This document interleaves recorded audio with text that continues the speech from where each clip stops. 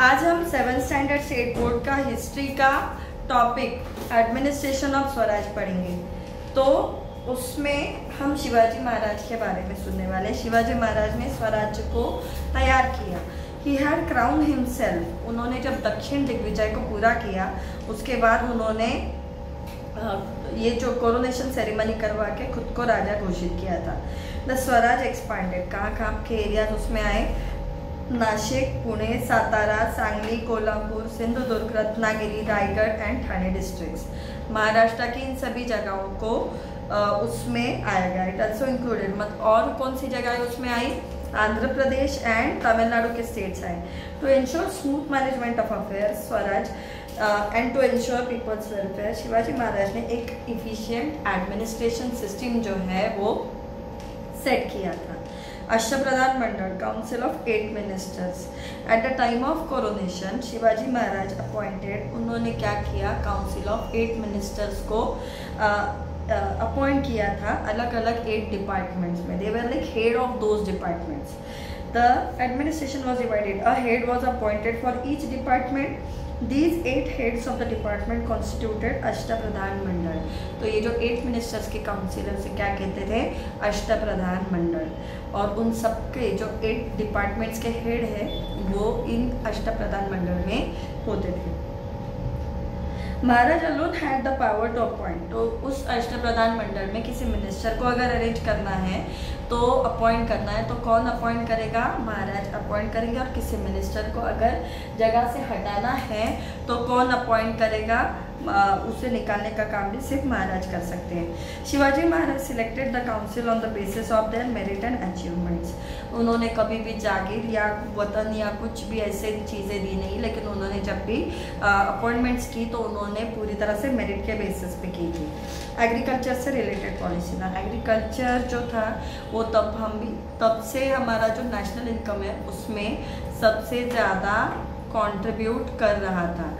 तो Maharaj knew the importance of agriculture. That was why he paid attention to the welfare of farmers. Shivaji Maharaj जो थे उनको जो agriculture है उसका इम्पोर्टेंस समझ में आता था, और उसका इम्पोर्टेंस समझ में आने की वजह से वो क्या करते थे? उन्होंने वेलफेयर ऑफ फार्मर्स को बहुत ज़्यादा इम्पोर्टेंस दे रखा था।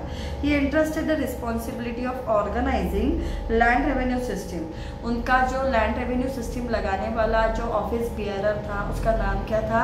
अनाजी दत्तो। ही वॉर्न द ऑफिसर्स कि जितना तय किया गया रकम है उससे ज़्यादा रेवेन्यू फार्मर्स से कोई कलेक्ट नहीं करेगा। He encourage peasant to bring uncultivated, जो भी अनकल्टिवेटेड लैंड है उसको कल्टिवेशन के अंडर लाने के लिए भी फार्मर्स को उन्होंने एनकरेज किया। If the crop was lost, excessive rain है, ड्रॉट है, किसी एनिमी ने अटैक कर दिया है, अगर इन किसी भी रीज़न में से क्रॉप अगर लॉस्ट हो गया तो महाराज की तरफ से उन किसानों को जो है वो रेमिशंस मिलता था और बाकी टैक्सेस में भी छूट मिलती थी। Maharaj has instructed his officers to provide peasants with bullock, ploughs and good seeds for sowing. Shivaji Maharaj ने क्या किया था? अपने ऑफिसर्स को बताया था कि जो फार्मर्स है उनको वो बुलक्स, प्लाउज और गुड सीड्स जो इम्पोर्टेंट रहते हैं फार्मिंग के लिए वो सब दे। Village economy of that period. Agriculture was a backbone of the rural economy. Villages, many occupations developed to supplement the agriculture. अभी एग्रीकल्चर सिर्फ अकेला था क्या? नहीं, एग्रीकल्चर के सपोर्टिंग में भी बाकी जो ऑक्यूपेशंस है वो डेवलप हो गए और farmers give a definite share. मतलब वो जो बार्टर सिस्टम है उस हिसाब से फार्मर्स क्या करते थे? अपने प्रोड्यूस में से एक शेयर वो बाकी काम करने वालों को देते थे और उसके बदले में उनकी सर्विसेज को लेते थे। ठीक है, इस शेयर को क्या कहते थे? बलूता कहते थे। Now trade and business. Maharaj knew that kingdom does not prosper without an increase in trade. Merchants bring novel goods as also certain necessities to the kingdom. Trade prospers adding to wealth. तो trade होना ज़रूरी होता है। अगर trade नहीं हुआ तो पैसे नहीं मिलते, वेल्थ जनरेट नहीं होती है। इस बात का महाराज को पूरा आइडिया था।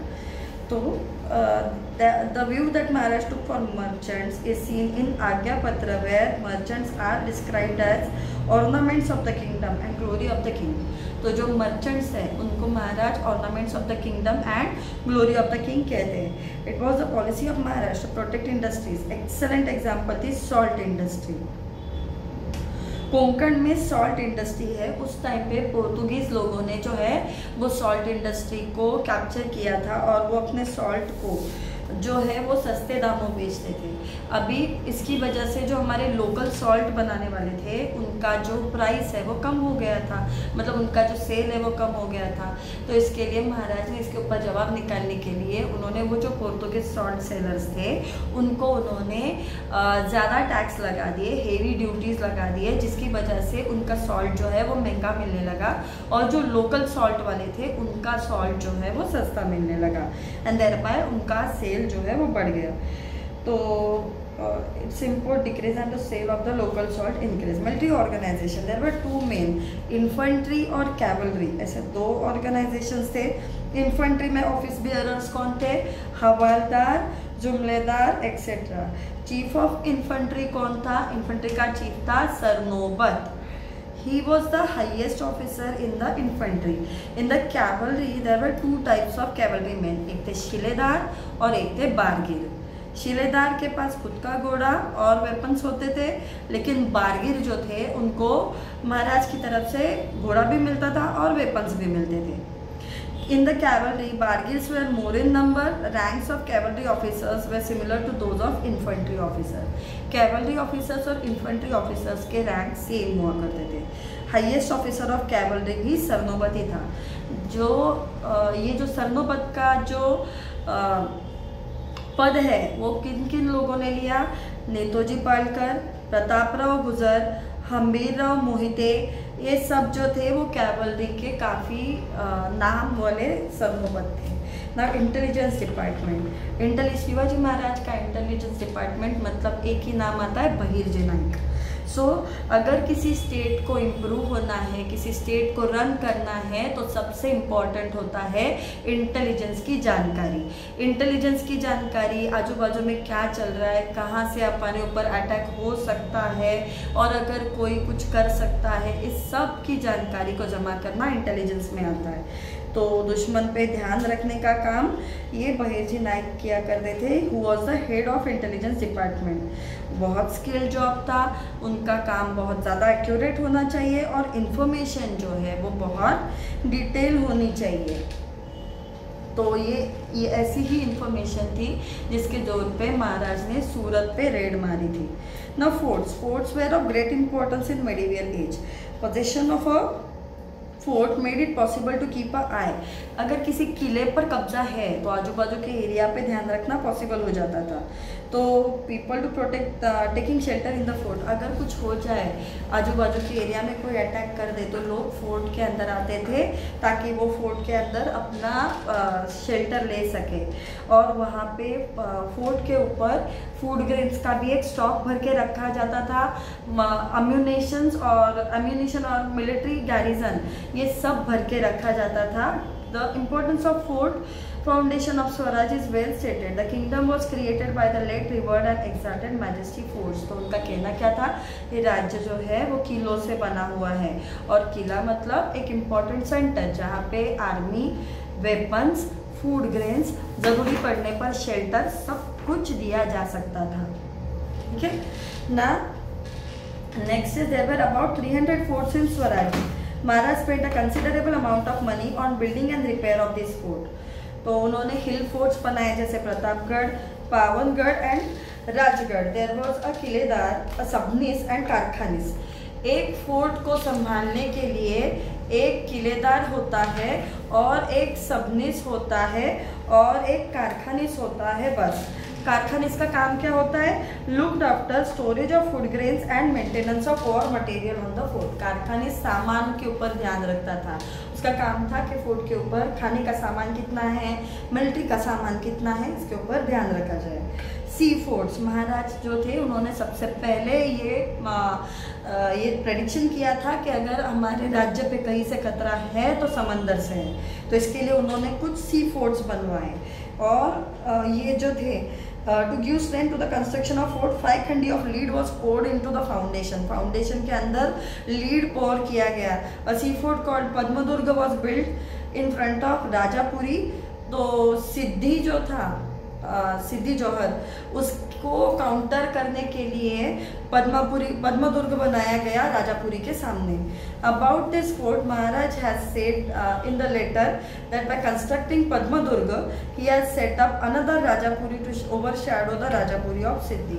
तो राजापुरी ऑफ सिद्धि जो थी उसके पास से आने वाले खतरे को एनकाउंटर करने के लिए पद्मदुर्ग जो है ये एक इम्पॉर्टेंट काम करेगा.